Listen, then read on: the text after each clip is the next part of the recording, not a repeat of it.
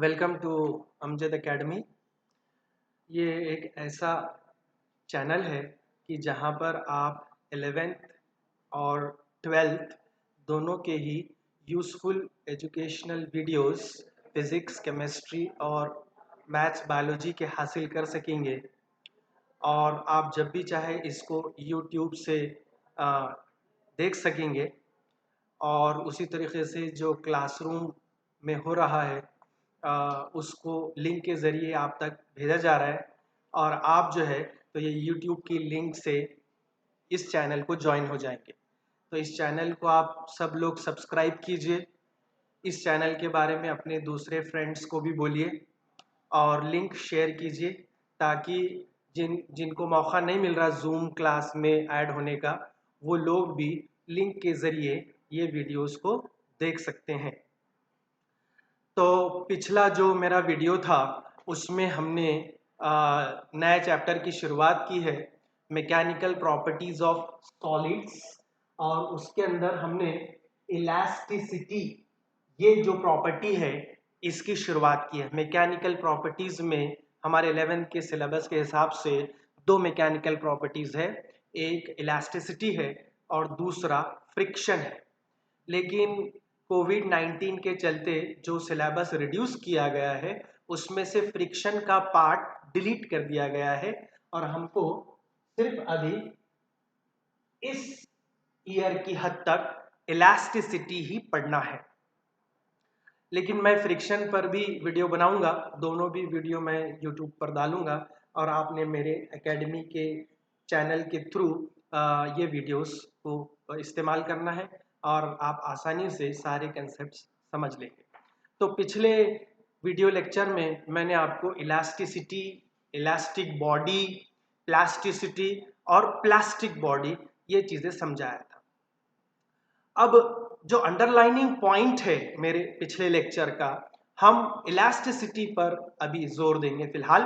तो इलास्टिसिटी ये एक ऐसी प्रॉपर्टी है जिसके वजह से बॉडी अपने डिफॉर्मेशन को अपोज करता है।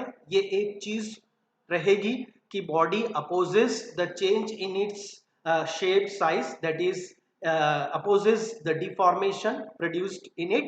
And secondly, the body regains its original shape and size, original form, when the deforming force is removed.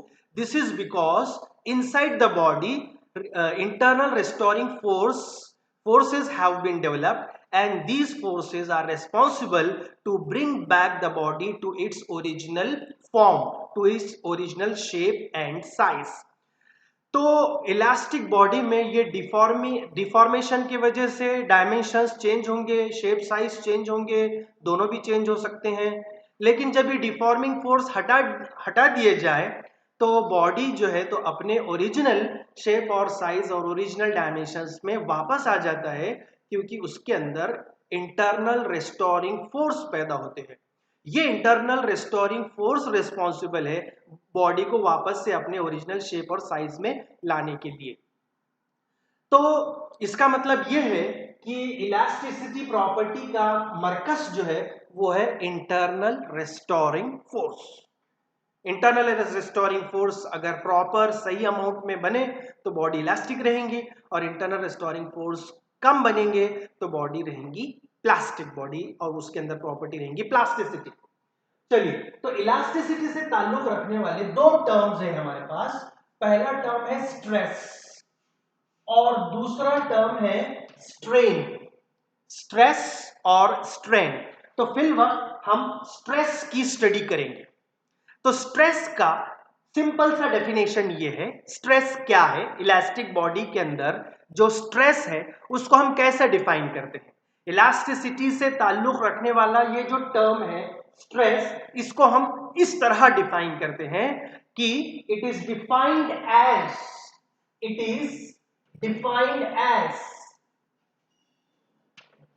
Internal restoring force, internal restoring force per unit area, per unit area.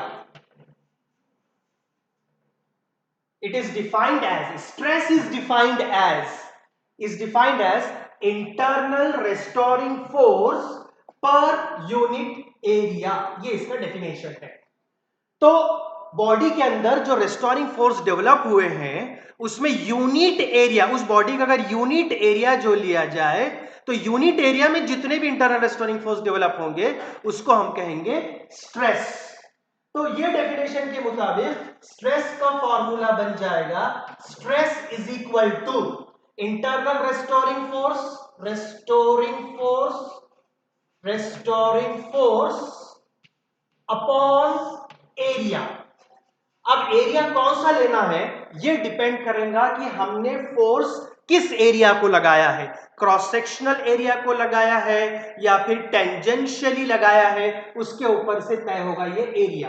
तो stress is equal to restoring force upon area, यानी कि F force के लिए upon area A के लिए। लेकिन ये बात भी याद रखिए कि इंटरनल रेस्टोरिंग फोर्स उतने ही डेवलप होंगे जितने हमने डिफॉर्मिंग फोर्स लगाए। तो deforming force per unit area को भी हम स्ट्रेस कह सकते हैं, क्योंकि रेस्टोरिंग फोर्स उतना ही रहेगा जितना डिफॉर्मिंग फोर्स रहेगा। तो ये हमारा बेसिक डेफिनेशन से जो फॉर्मूला बनता है स्ट्रेस का वो ये है, stress is equal to F upon A. Now what will be the unit of this quantity? SI unit of stress, SI unit of stress। तो ये रहेगा, फोर्स का यूनिट यूज कर लीजिए न्यूटन, ये अपॉन है, अपॉन एरिया गिनेंगे हम metre square में, तो न्यूटन पर मीटर स्क्वायर इसका यूनिट बन गया। इसी को हम पास्कल बोलते हैं, PASCAL पास्कल, और इसका सिंबल है PA। न्यूटन पर मीटर स्क्वायर बोलिए या पास्कल बोलिए। सीजीएस यूनिट, इसका CGS unit of stress, force हम गिनते हैं डायन में, तो इट विल बी डायन पर, एरिया गिनते हैं हम सेंटीमीटर स्क्वायर में, तो डायन पर सेंटीमीटर स्क्वायर, ये इसका सीजीएस यूनिट हो गया। तो फॉर्मूला नोट डाउन कीजिए, एसआई यूनिट नोट डाउन कीजिए, सीजीएस यूनिट नोट डाउन कीजिए। अब इसी तरीके से हम इसके डायमेंशंस भी निकाल सकते हैं। तो dimensions of stress is equal to dimensions of force upon dimensions of area. तो डायमेंशंस ऑफ फोर्स मुझे मालूम है, तो डायमेंशंस ऑफ फोर्स है m1 L1 T-2, ये डायमेंशंस ऑफ F है, divided by dimensions of A, ये है L2। इसको आप सिंप्लीफाई कीजिए तो m1 नो चेंज, L2 ये +1 और ये ऊपर जाके -2 हो जाएगा, यानी -1 L-1, और t का दूसरा और कोई साथीदार नहीं है इसलिए t-2, ये आगे डायमेंशंस ऑफ स्ट्रेस। तो हमने स्ट्रेस का डेफिनेशन पढ़ा, स्ट्रेस का फॉर्मूला पढ़ा, स्ट्रेस के एसआई यूनिट, सीजीएस यूनिट और स्ट्रेस के डायमेंशंस। अब हम देखेंगे स्ट्रेस के टाइप्स। तो स्ट्रेस जो है 3 टाइप का है, स्ट्रेस 3 टाइप का रहता है। Stress is of 3 types. Stress is of 3 types. Types of stress. So I'll write in the form of a tree diagram. Stress, इसके रहेंगे 3 types. Number 1, पहला longitudinal stress. Longitudinal stress. दूसरा volume stress. Volume stress, और तीसरा sharing stress, sharing stress. तो stress के 3 types, longitudinal stress, volume stress और sharing stress. ये जो लॉन्जिट्यूडनल स्ट्रेस है इसका ताल्लुक रहेगा लेंथ से, वॉल्यूम जो स्ट्रेस है इसका रिलेशन ऑफ कोर्स वॉल्यूम से रहेगा, उसके नाम में ही वैसे लिखा हुआ है वॉल्यूम स्ट्रेस। और शेयरिंग स्ट्रेस का ताल्लुक रहेगा शेप से। तो यहां पर लेंथ, यहां पर वॉल्यूम और यहां पर शेप। इस तरह से ये स्ट्रेस के 3 टाइप्स हैं। तो एक एक करके हम ये तीनों की स्टडी करेंगे। उसमें हम पहला शुरू करते हैं longitudinal stress. Longitudinal stress, longitudinal stress, longitudinal stress. देखिए, अब इसको समझने की कोशिश करते हैं। सपोज मैंने एक वायर लिया और उसका मैं ये बड़ा शेप वाला डायग्राम ड्रॉ कर रहा हूं। It has certain length and it has certain cross sectional area. तो ये है क्रॉस सेक्शनल एरिया।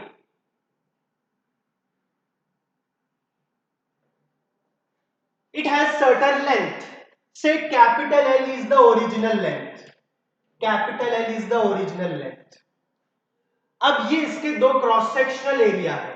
ये क्रॉस सेक्शनल एरिया है और ये दूसरा क्रॉस सेक्शनल एरिया है। समझो, इसके ये दो क्रॉस सेक्शनल एरिया से मैंने ये दो एंड से फोर्स अप्लाई किया। ऐसा फोर्स, डिफॉर्मिंग फोर्स F दोनों ही एंड पर डिफॉर्मिंग फोर्स F मैंने अप्लाई किया। तो इस तरह से मैं ये फोर्स अप्लाई कर रहा हूं, ऐसे मैं फोर्स अप्लाई कर रहा हूं। तो इससे क्या होगा, इसकी लेंथ वेरी हो जाएगी, थोड़ी लेंथ इंक्रीज हो जाएगी। हो सकता है कि यहां पर ये इस तरफ यहां तक आ जाए, इतनी लेंथ इंक्रीज हो जाएगी। ये इंक्रीज इन लेंथ यहां पर, उसी तरीके से यहां भी थोड़ी सी लेंथ इंक्रीज हो जाएगी, इतनी। ये इंक्रीज इन लेंथ है, इसको हम स्मॉल एल ले सकते हैं। तो आप देखिए यहां पर लेंथ इंक्रीज हो जाएगी, तो ये डिफॉर्मेशन लेंथ में आया है, तो इसको आप कहेंगे लॉन्जिट्यूडिनल स्ट्रेस। Longitudinal stress. तो यहां पर लेंथ इंक्रीज हो रही है, तो इसलिए यहां पर इसको हम बोलेंगे टेंसाइल स्ट्रेस। Tensile stress. अब देखिए दूसरी तरफ, और ऐसा ही मैंने एक वायर लिया, ये इसका क्रॉस सेक्शनल एरिया, ये इसकी ओरिजिनल लेंथ,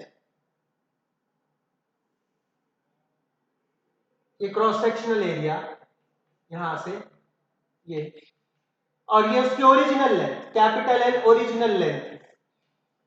अब मैंने फोर्स जो है तो अंदर की तरफ अप्लाई किया, मैंने डिफॉर्मिंग फोर्स अब ऐसे अप्लाई किया, दोनों एंड से इस तरह से मैंने अप्लाई किया।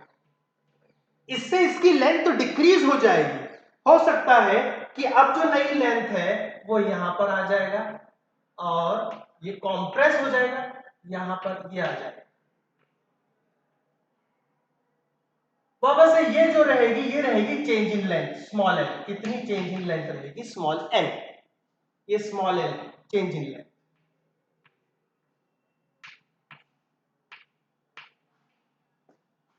तो इसके अंदर ये दोनों केसेस में यहां लेंथ इंक्रीज होगी, यहां लेंथ डिक्रीज होगी।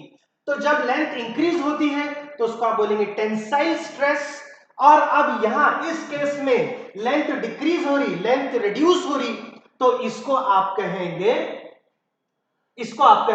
अगर ये टेंसाइल स्ट्रेस है तो ये कॉम्प्रेसिव स्ट्रेस। Compressive stress. और ये दोनों का ताल्लुक लेंथ से है, इसलिए ये लॉन्जिट्यूडनल स्ट्रेस में आएगा। और ये जो है ये मैंने लिया था tensile stress, TENSILE, tensile, TENSILE, tensile stress. और ये compressive stress.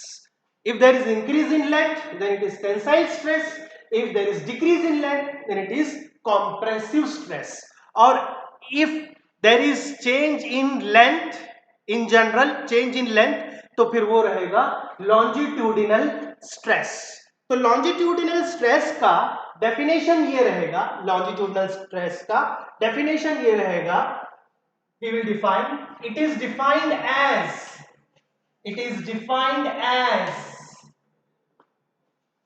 Internal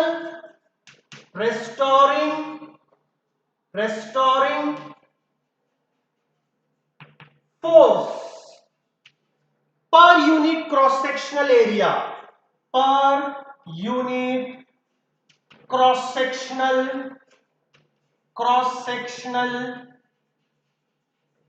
area.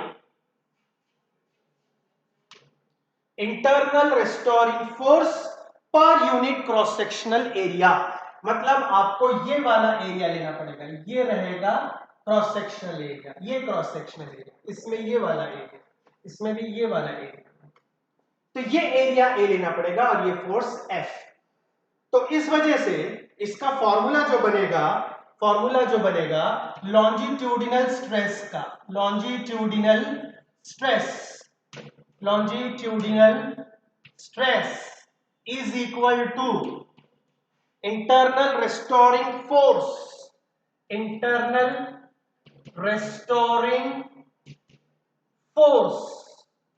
upon cross sectional area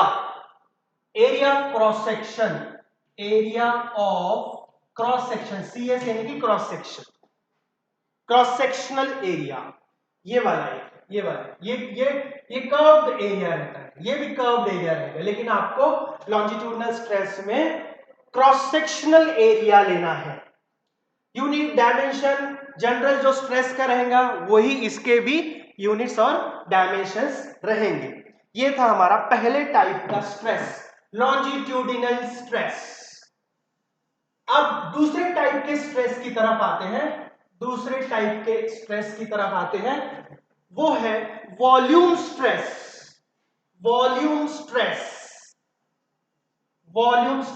second type of stress is volume stress. Second type, volume stress. Now we will define what is volume stress. Now suppose we have got a certain volume of a body, irregular shape है और इसका ये volume V है। अगर regular ले तो समझ लीजिए सर्कुलर ले लेता हूं, स्फेरिकल,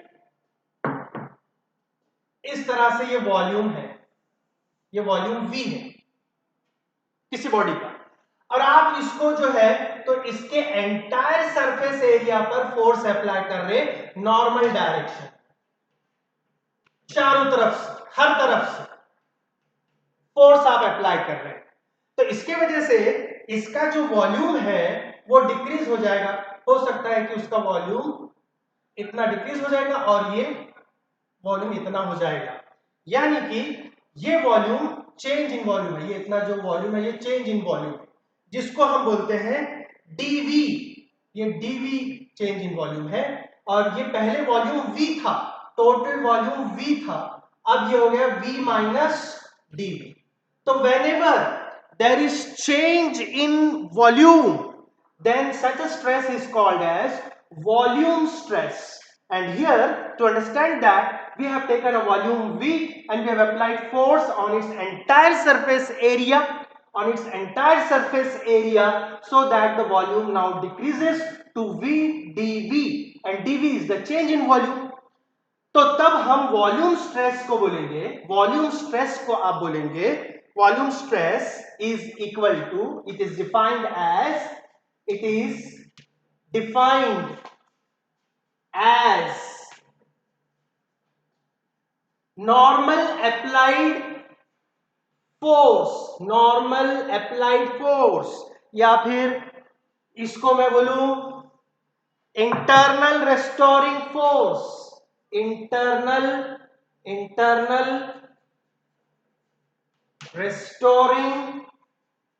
रेस्टोरिंग फोर्स। और चूंकि इंटरनल रेस्टोरिंग फोर्स उतने ही बनते हैं जितना आपने फोर्स अप्लाई किया, तो मैं यहां पर बोल सकता हूं normal applied force, normally applied force per unit area per unit area. ये इसका डेफिनेशन हो गया, वॉल्यूम स्ट्रेस का definition. It is defined as internal restoring force और normally applied force per unit area. ये है volume stress.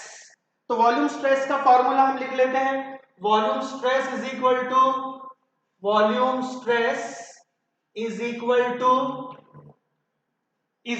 To normal applied force. Internal restoring force तो है ही, लेकिन वो उतना ही रहेगा जितना नॉर्मल अप्लाइड फोर्स है। तो मैं यहां पर बोल सकता हूं normal applied force upon entire area, और ये रहेगा F upon A। This will be equal to F upon A। अब हम जानते हैं कि वॉल्यूम और प्रेशर का रिलेशन है। अगर आपको वॉल्यूम कम करना है तो प्रेशर बढ़ाना पड़ेगा। तो यहां पर अगर वॉल्यूम कम हुआ मतलब प्रेशर बढ़ने से हुआ, तो ये फोर्स अपॉन एरिया, ये यहां पर इस केस में ये प्रेशर है, यानी कि चेंज इन प्रेशर है। तो this is equal to DP. हर फोर्स अपॉन एरिया प्रेशर नहीं है। ये वाला जो केस है कि जहां पर आपने एंटायर सरफेस एरिया पर फोर्स अप्लाई किया जिसने कॉन्स्टिट्यूट किया change in pressure, change in pressure. So this force upon area is nothing but change in pressure dP. So I can say that volume stress is nothing but equal to change in pressure. This is the definition and this is the figure. So this force upon area here, force upon area, force upon area, force upon area, force upon area, everywhere it will constitute pressure. So this change in pressure is volume stress. Unit dimensions जो stress के हैं वही इसके रहेंगे। किसी भी type का stress रहने दीजिए, लॉन्जिट्यूडनल रहने दीजिए या वॉल्यूम रहने दीजिए या जो थर्ड आने वाला है शेयरिंग, वो भी रहने दीजिए, उसका भी यूनिट ऑफ डायमेंशन जो हमने पहले डिराइव किया वही रहेगा। तो यहां पर अब थर्ड टाइप ऑफ स्ट्रेस पर हम आ गए और उसका नाम है shearing stress. Sharing stress. Now what is this sharing stress? तो यहां पर समझ लीजिए आप एक किताबों की थप्पियां आपने एक के ऊपर लगा दी है और आप एक साइड से देख रहे हैं, तो एक साइड से आपको एक शेप दिखाई देगा, हो सकता है स्क्वायर बन जाएगा, एक स्क्वायर शेप बन जाएगा। और आपने ऊपर की किताब को थोड़ा सा ऐसा टेंजेंशियल फोर्स लगाया तो आप देखेंगे कि सारी किताबें थोड़ा डिस्प्लेस होंगी और जिस लेयर पर फोर्स पड़ा, जिस किताब पे फोर्स पड़ा, उसका डिस्प्लेसमेंट सबसे ज्यादा रहेगा। तो यहां पर आपने टेंजेंशियली फोर्स लगाया और इस वजह से there is change in shape. So when the applied force, tangentially applied force creates change in shape of the body, then it is called as shearing stress. उसी तरीके से पत्ते हैं, खेलने के पत्ते एक के ऊपर रखे हुए हैं, एक के ऊपर ऐसे रखे हुए हैं खेलने के पत्ते, और आप उसको साइड से देख रहे हैं तो साइड से सारे लेयर का एक सब मिलकर एक शेप बन गया। समझ लीजिए कि एक स्क्वायर शेप बन गया, एक रेक्टेंगुलर शेप बन गया, और आपने ऊपर के पत्ते को फ्लिक किया यानी टेंजेंशियल फोर्स लगाया, सरकाया, ऊपर के पत्ते को आपने सरकाया, तो इस वजह से सारे पत्ते थोड़े सरक जाएंगे। ये नीचे का जो पत्ता है जो इधर ये मेरे हाथ से जुड़ा हुआ है वो फिक्स्ड रहेगा, यानी कि एक लेयर फिक्स्ड है और ऊपर की टॉप मोस्ट लेयर है उसके ऊपर हमने टेंजेंशियल फोर्स अप्लाई किया और सारे जो पत्ते हैं वो थोड़े सरकते जाएंगे और उसका शेप चेंज हो जाएगा। मान लीजिए कि उसी शेप को हम देख रहे हैं साइड से, तो वो साइड से हमको वो शेप कुछ इस तरह से मान लीजिए स्क्वायर में दिखाई दे रहा है। तो ये वाली जो लेयर है ये फिक्स्ड लेयर है, दिस लेयर इज फिक्स्ड। इसको मैं थोड़ा ऐसा ये करके बताऊं, ये बताने के लिए कि लेयर फिक्स्ड है और हमने ये ऊपर की लेयर को फ्लिक किया यानी कि टेंजेंशियल फोर्स अप्लाई किया, तो ये सारे लेयर सरक गए। और इस वजह से सरकते हुए ये जो लेयर है, जो शेप है, अब वो ऐसा दिखाई देने लगा।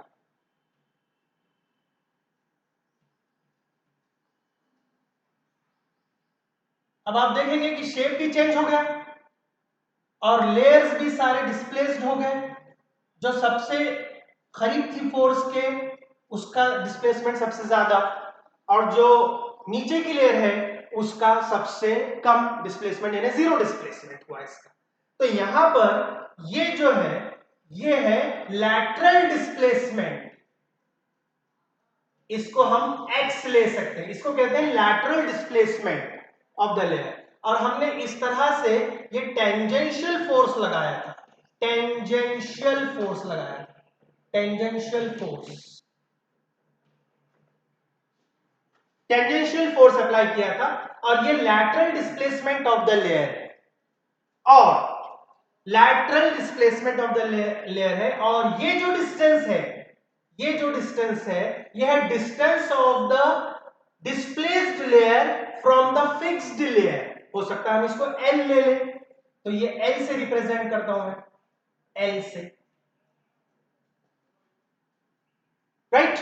So here this angle will be theta, this is called as angle of shear, this angle will be theta। तो पहले उसका शेप जो था वो था, समझ लीजिए A B C D, बाद में A पॉइंट आ गया A डैश पे, यानी यहां पर आ गया, B पॉइंट जो है तो यहां पर आ गया B डैश। C और D ने अपनी जगह नहीं छोड़ी है क्योंकि ये लेयर फिक्स्ड लेयर है। तो यहां पर शेप चेंज हुआ, तो हम ये शेयरिंग स्ट्रेस को कैसे डिफाइन करेंगे? Sharing stress is the tangential force applied, tangential force applied पर unit area of the upper layer, of the layer on which the force is applied. So now here I can write the definition of shearing stress. It is defined as, it is defined as, it is defined as tangential force, tangential force, which is the applied force, tangential force per unit area of the layer, of the layer parallel to force, of the layer parallel to force। तो ये layer parallel है, ये layer parallel है, तो ये layer का area, tangential force ये, और इस लेयर पे लगा, तो इस वजह से शेयरिंग स्ट्रेस का डेफिनेशन हो जाएगा, it is defined as tangential force per unit area of the layer parallel to force. So this is the definition of shearing stress. So in today's lecture we have studied what is stress, what is stress, and the three types of stress also we have studied. We have studied longitudinal stress, जिसके अंदर और दो types हैं, tensile stress और compressive stress. दूसरा है volume stress, जिसको bulk stress भी बोलते हैं, और तीसरा है shearing stress.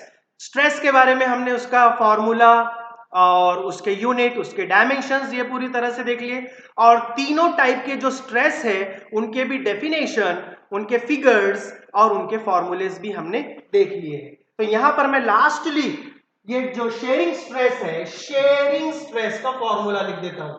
Sharing stress is equal to tangential force, tangential force upon area of layer, area of layer parallel to force. तो ये शेयरिंग स्ट्रेस का फॉर्मूला है। तो hope you have enjoyed this concept of stress and types of stress. तो आगे भी मैं इसी तरीके से वीडियो बनाते रहूंगा, और अगला जो हमारा पॉइंट रहेगा स्ट्रेन, और स्ट्रेन के टाइप, और फिर हुक्स लॉ की हम स्टडी करेंगे। तो आप मेरे इस चैनल को, अमजद एकेडमी, इस चैनल को सब्सक्राइब कीजिए। जब भी चाहे आप इसके वीडियोस देख ले सकते हैं, टाइम की पाबंदी नहीं है। और इसको वीडियोस को लाइक शेयर कीजिए, दूसरों के साथ भी शेयर कीजिए। जो क्लासरूम में एडजस्ट नहीं हो रहे, जूम क्लासरूम में जो एडजस्ट नहीं हो रहे, वो लोगों से भी आप लिंक शेयर कीजिए। एटलीस्ट वो मेरे फिजिक्स के लेक्चर्स और वीडियोस को स्टडी कर सकेंगे, देख सकेंगे, उनका उससे इस्तेफादा उठा सकेंगे। तो लाइक, सब्सक्राइब एंड शेयर, इंशाल्लाह।